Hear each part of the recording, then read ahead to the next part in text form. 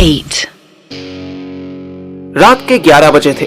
मैं सुहानी के साथ एक हाउस पार्टी में आया था जहां अभी अभी मुझे पता चला था कि श्रेया भी पार्टिसिपेंट थी और उसने इतनी दारू पी ली थी कि उसकी आंखें नहीं खुल रही थी। रो रो के उसका इतना बुरा हाल था कि सांस लेने में प्रॉब्लम हो रही थी। गालों पर ढेर सारा काजल फैल चुका था और हाथ कांप रहे थे। अतर ने तो मुझे हमेशा इतना ही बताया था कि श्रेया को हर तरह के नशे से नफरत है। इसी चक्कर में कभी अतर ने सिगरेट छोड़ दी थी। तुम सब हटो यहाँ से, हवा आने दो। ओ डीजे वाले बाबू, जल्दी वहां से हटो। सब तितर बितर होने लगा। यहाँ 40 लड़के लड़कियों में स्टूडेंट तो मुश्किल से 10-15 ही नजर आ रहे थे। बाकी सारे तो दारू मुर्गे के भूखे लग रहे थे। मैंने श्रेया के आसपास का स्पेस बढ़ाया, फिर श्रेया को सोफे पर ठीक से बैठाया। ओह नो, कुछ हो तो नहीं जाएगा इसे? हाँ होगा, कुछ तो होगा। पहले जाओ पानी लेकर आओ। पानी? अरे पानी जिसे पीते हैं, जो मम्मी ला कर देती है, जो फ्रिज में होता है। नाउ एक्ट गो। सुहानी तुरंत किचन की तरफ दौड़ी। न जाने कैसे चूतियों की पार्टी थी। साला बियर में रेडबुल मिलाकर पी रहे थे। कुछ बॉटल्स वोडका की भी थीं, पर उसके साथ ऑरेंज जूस रखा था। सुहानी किचन में गई तो उसे बिस्लरी की 20 लीटर वाली खाली बोतल मिली। फ्रिज स्टोर में टोमेटो केचप, मायोनीज और सोया सॉस की बॉटल्स रखी थी, पर पानी की एक बूंद नहीं थी। फिर सुहानी दौड़ती हुई मेरे पास एक बॉटल लेकर आई। यार, ये एक छोटी सी बॉटल मिली है, पूरे किचन में पानी नहीं है। मुझे वो दुबली पतली कुपोषित बॉटल कुछ अजीब लगी, पर दिमाग लगाने का ज्यादा टाइम नहीं था। मैंने उसी बॉटल का पानी एक डिस्पोजल ग्लास में निकालकर श्रेया को दिया। श्रेया खुद से पीने की पोजीशन में नहीं थी, उससे ग्लास भी पकड़ा नहीं जा रहा था। मैं पानी पिलाने में मदद करने लगा, पर इन भिखमंगे हाउस पार्टी वालों के डिस्पोजल ग्लास में छेद निकला। 95% पानी पिलाने से पहले ही लीक हो गया। जो 5% श्रेया के मुंह में गया, उसको पीते ही श्रेया ने बहुत अजीब सा मुंह बनाया। डाउट तो मुझे था ही। मैंने ग्लास सूंघा, फिर बॉटल से बाहर टपकती एक ड्रॉप टेस्ट की। क्या यार, ये सिरका है। मतलब किसका है? अरे ये सिरका है, विनेगर, जिसको चाउमीन में डालते हैं। आई डोंट नो, मुझे चाउमीन बनानी नहीं आती। और कोई टाइम एंड प्लेस होता तो मुझे सुहानी की इस बात पर हंसी आती, पर तब मैं फ्रस्ट्रेट हो गया। सीरियसली, तुम्हारा कॉमन सेंस और ह्यूमर क्या सिर्फ घर के वाईफाई से ही चलता है? बाहर नेटवर्क नहीं आता? क्या बक रहे हो? मुझे कुछ समझ नहीं आ रहा। ये सिरका है या विनेगर है तो तुम्हें क्या?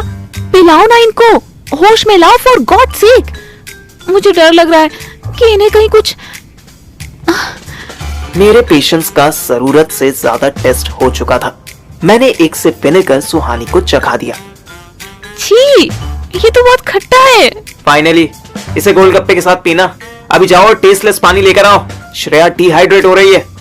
किचन में एक ड्रॉप पानी नहीं आ रहा है। क्यों आई मैं यहाँ? अपने साथ साथ तुम्हें भी फंसा दिया। क्यों आई तुम यहाँ? ये बहुत अच्छा क्वेश्चन है, बार बार पूछना खुद से। लेकिन मुझे लाकर गलती नहीं की। वेट। मैं उठा और किचन गया। सुहानी सही बोल रही थी, इवन किचन सिंक में भी पानी नहीं था। रूम में पड़ी फ्लैट ओनर की सेमी डेड बॉडी को जबरदस्ती उठाया तो उसने बताया कि आज मोटर चलाना भूल गए थे। फिर भी मैं 5 मिनट बाद एक जग पानी लेकर श्रेया के पास पहुंचा और कुछ उसको पिलाया और कुछ उसके मुंह पर छींटे मार दिए। कहाँ मिला पानी? श्रेया कुछ कुछ होश में आने लगी। बाथरूम से, बकेट में था थोड़ा। श्रेया ने तुरंत मेरे ऊपर थोड़ी सी वॉमिटिंग कर दी। मैंने उसे आहिस्ता से उठाया। उसने फिर सोफे पर थोड़ी सी वॉमिटिंग कर दी। मैं उसे वॉशरूम ले गया। वॉमिटिंग की तीसरी इंस्टॉलमेंट उसने वॉश बेसिन में की और बाकी बची मैंने उससे कमोड में करवाई। गंदगी साफ करने के बाद मैंने श्रेया को सामने बैठाया और समझने की कोशिश करने लगा कि हुआ क्या। हुआ कुछ यूं था कि मैं तो अथर से झगड़ा करके कैंटीन में उसे अकेला छोड़कर चला गया था, पर मेरे जाते ही श्रेया अथर से मिलने आई थी। हाय हैंडसम, कैंटीन में ही जॉब कर लिया क्या? अथर ने उसे घूर कर देखा, फिर बोला, नहीं। अरे क्या हो गया? इतना लो क्यों फील कर रहे हो? और तुम्हारी शैडो कहाँ चली गई? मतलब? अरे मतलब पार्थिव कहाँ गया? अकेला छोड़ता कहाँ है तुम्हें? अथर ने कोई जवाब नहीं दिया। श्रेया को और चिंता हो गई। वो कुर्सी खींचकर अथर के बिल्कुल पास बैठने लगी। कोई बात है तो बतानी चाहिए ना। हम दोनों एक दूसरे से अपनी प्रॉब्लम्स नहीं शेयर करेंगे तो कौन करेगा? अथर ने उसे फॉर्मेलिटी के लिए हक कर लिया। पार्थिव से झगड़ा हो गया। वो बहुत ज्यादा बोल गया, बहुत ज्यादा। पर क्या? पर शायद सच ही बोला। पता नहीं, दिमाग काम नहीं कर रहा। अरे मेरा बच्चा, ना ना, उदास नहीं होते। बताओ मुझे क्या बोल गया, मैं खबर लेती हूँ उसकी। अथर्व को याद आया कि वो रीजन तो बता ही नहीं सकता, इसलिए वो चुप रहा कि श्रेया ने उसका फोन उठा लिया। लाओ, मैं खुद ही उससे बात करती हूँ। अथर्व ने तुरंत उसका फोन छीना। ये मत करो, वो हम दोनों के बीच की बात है, हम सॉर्ट कर लेंगे उसको। तुम उसको कुछ मत बोलना प्लीज। ठीक है, भड़कते क्यों हूँ?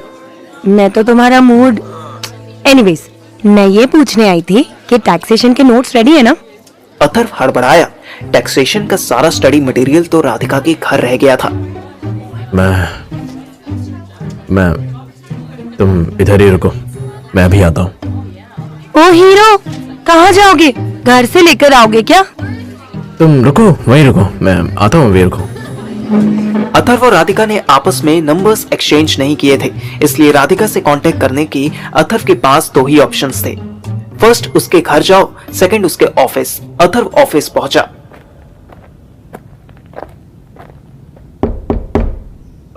राधिका मैम, आप अंदर हो? अंदर से कोई आवाज नहीं आई। अथर्व ने हौले से दरवाजे को धक्का दिया।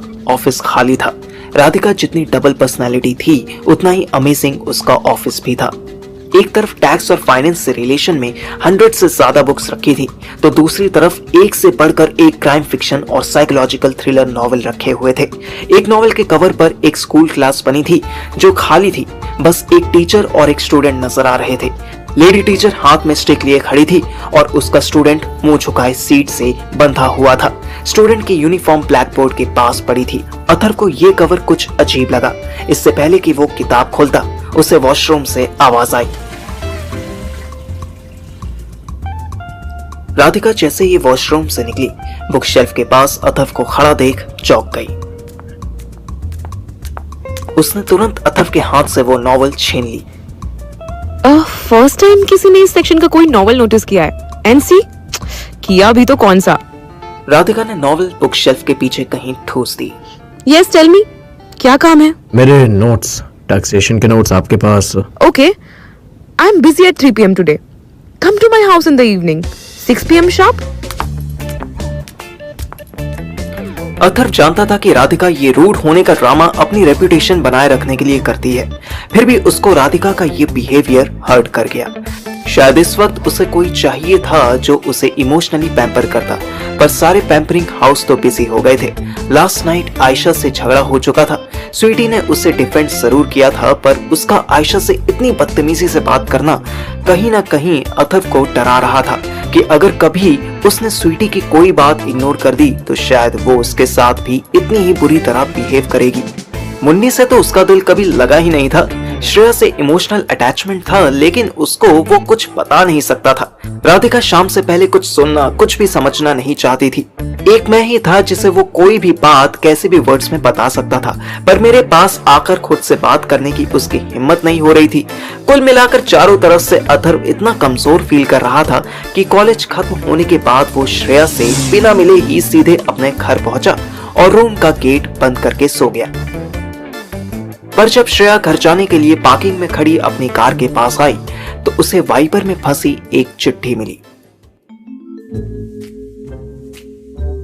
शाम 6:05 पर अथर्व राधिका के घर पहुंचा। डोर ओपन होते ही अथर्व को राधिका के चेहरे पर एक शिकायत दिखी। वो अंदर आया। राधिका ने दरवाजा बंद किया। अंदर डेकोरेटिव टेबल लैंप्स की लाइट बहुत रोमांटिक एटमॉस्फेयर बना रही थी। ठीक उसी टाइम पर एक कार राधिका के घर से थोड़ी दूर रुकी। I told you to come sharp 6. Remember? I am sorry. Radhika ने अथर्व की हालत देखी। उसके बाल देखकर लगता था कि वो बाइक से उठकर नहीं बल्कि बिस्तर से निकल कर आ रहा है। राधिका ब्लू कलर की कॉटन साड़ी पहनी थी। आओ ना, बेडरूम में चलते हैं।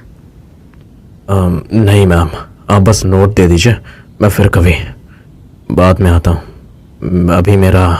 अभी मेरा व्हाट? मूड नहीं है? तुम्हारी वजह से जिस मूड को मैं 5 साल से कंट्रोल कर रही थी वो अब आउट ऑफ कंट्रोल हो गया है, और यू आर सेइंग कि तुम्हारा मूड नहीं है? अथर्व कुछ ना बोला। राधिका अथर्व के पास आई और उसे जबरदस्ती किस करने लगी। अथर्व मना करने लगा पर राधिका नहीं मानी। राधिका ने किसिंग करते करते सेंटर टेबल पर रखा ग्लास, बोन चाइना बाउल समेत सारा सामान नीचे फेंक दिया। और अथर्व को उस पर लिटा दिया। घर की सारी खिड़कियां दरवाजे बंद थे, इसलिए दोनों की आवाज बाहर नहीं जा रही थी, लेकिन ग्लास विंडो से दिखाई सब कुछ दे रहा था और श्रेया चोरी छुपके राधिका को अथर्व के कपड़े उतारते देख रही थी।